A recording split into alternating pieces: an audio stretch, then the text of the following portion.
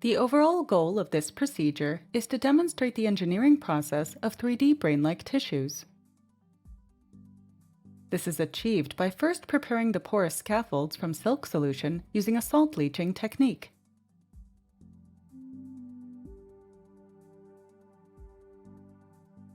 The second step is to pre-cut the scaffolds into donut shapes and prepare them for cell culture by sterilization and coating with poly-D-lysine or PDL.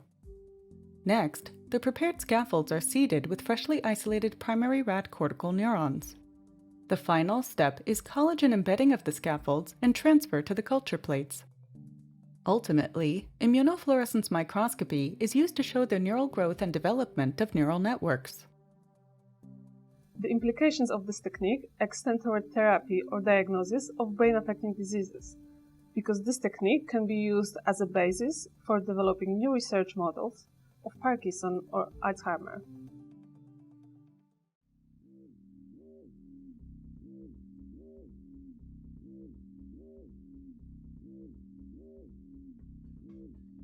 Before beginning, prepare the 6% silk solution as described in the text protocol and store it at 4 degrees Celsius.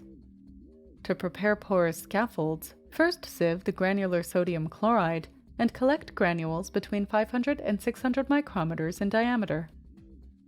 Pour 30 milliliters of the silk solution into the polytetrafluoroethylene, or PTFE, mold, and then scatter 60 grams of sieved sodium chloride evenly over the solution. Incubate for 48 hours at room temperature to polymerize the silk. Place the scaffold-containing mold in an oven set at 60 degrees Celsius for 1 hour.